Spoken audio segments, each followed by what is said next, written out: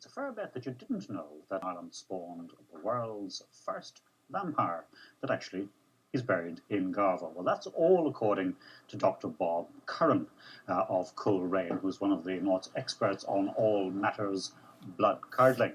Well, recently we went on a tour with them, a tour of the North's scariest spots to get an insight into the grim and the grisly.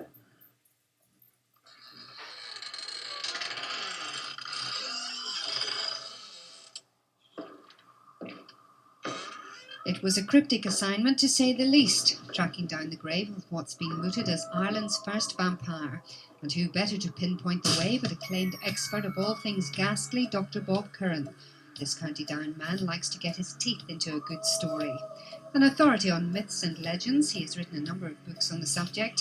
Bob likes nothing better than to relay with relish tales of the unexpected. His fascination with the unknown began as a boy. The first book I ever bought, whenever I was 12, was an old Arrow compilation of Dracula.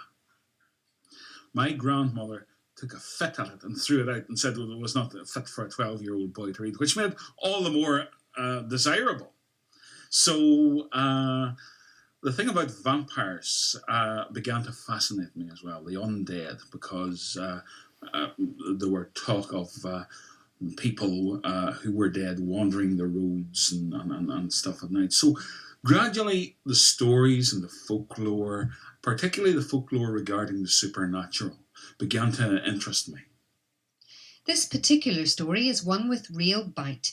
Buried near Glenullin between Garva and Dungiven in County Derry, in the appropriately named Slaghtaverty, lies the remains of a 15th century king who is said to be the real inspiration behind Bram Stoker's Dracula.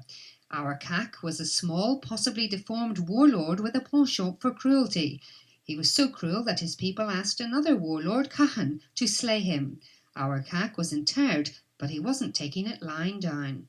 And the next day, our Cac was back. And he demanded a bowl of blood cut from the wrists of his subjects in order to sustain his vile corpse. Cahan came again and slew him, and buried him again, standing up. And the next day, he turned up again.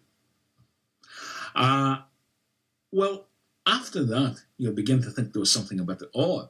So Cahan went to either the Druids or a local holy man. This was in the time when Christianity was establishing itself.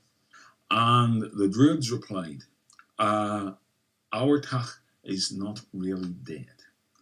Because he was a great sorcerer, he has able to extend his life. He has become one of the Muravio, the walking dead. And he cannot really be killed, but he can be suspended. What you must do is you must kill him with a sword made of yew wood. You must bury him upside down. And you must scatter thorns around his gravesite. And you must place a massive stone or a licht, a sepulchre, on the top of him to keep him from getting up. Cynics may scoff, but a number of incidents in recent years has led to real fears that the County Derry Dracula doesn't like to be disturbed, and attempts to remove the thorn tree and stone under which he lies have been thwarted. Whenever they went down to cut the tree, they brought a brand new petrol-driven saw, a chainsaw, to cut down the tree. And whenever they went up to the tree, the saw stopped. Now, when they walked back up to the edge of the field, the saw inexplicably started again. So they walked back down again, and the saw immediately stopped. They took the saw down to the sawmill at the end of Slaghtaverty Lane and had it checked out. Brand new saw. Went back up, started up again. As soon as they came to the tree, the saw stopped. They took great fear at this, so they decided to move the stone. So they brought in a digger with a chain around it and slipped it over the edge of in order to the chain. A brand new chain broke, and the man who was handling it cut his hand, and the blood fell into the earth. The vampire was beginning to stir again. In fact, the efforts of others to capture the grave on film have been scuppered too. I know of other people who've come up. Maybe I shouldn't say this to you, but to take film of, and the film hasn't worked. Photographers have come all the way up from Belfast. Reporters have come from England, and nothing has worked.